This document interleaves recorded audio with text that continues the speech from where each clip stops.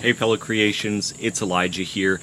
This upcoming Sunday we're going to be talking about what it looks like to dedicate our time, our talent, and our treasure to God. It's time for your weekly sermon preview.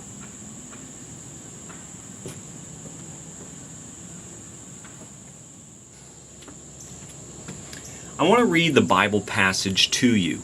What we're going to be looking at this upcoming Sunday is from Luke chapter 12, starting in verse 16. And this is the parable of the rich farmer or the rich fool. It says, "And he told them a parable, saying, The land of a rich man produced plentifully. And he thought to himself, What shall I do? For I have nowhere to store my crops.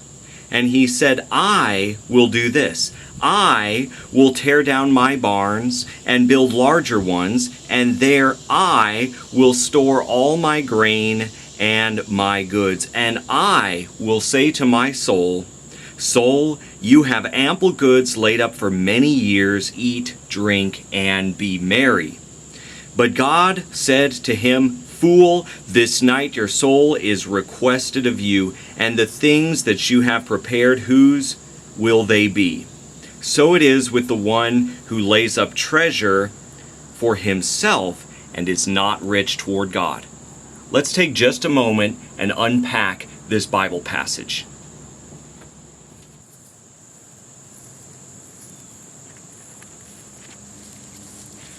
All right, let's unpack this passage just a little bit.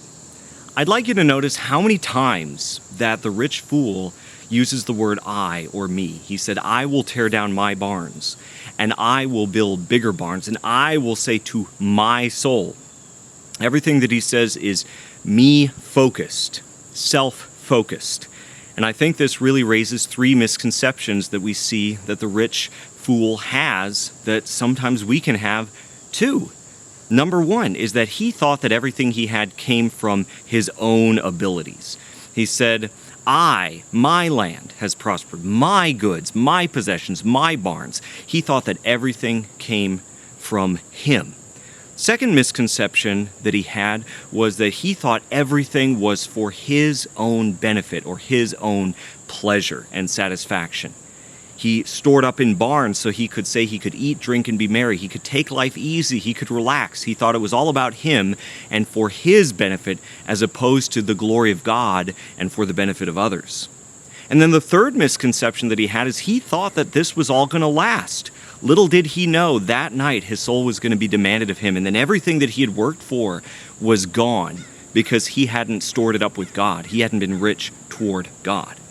Now, let's think about how this passage can apply to us.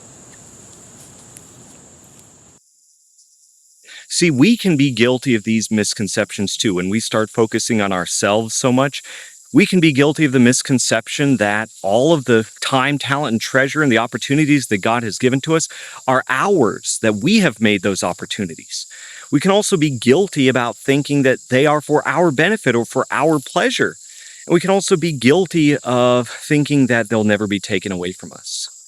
But until we recognize that these things weren't given to us for our glory, but for God's glory and for the good of others, we'll never be rich toward God. So that's what this upcoming Sunday sermon is about. How do we be rich toward God in giving up our time, our talent, and our treasure for Him and for His glory? So we look forward to seeing you this upcoming Sunday at 10 a.m. for Bible class and 11 a.m. for our worship hour when we all learn how to be better at dedicating our time, our talent, and our treasure to God. We love you all, and we look forward to seeing you this Sunday. Bye-bye.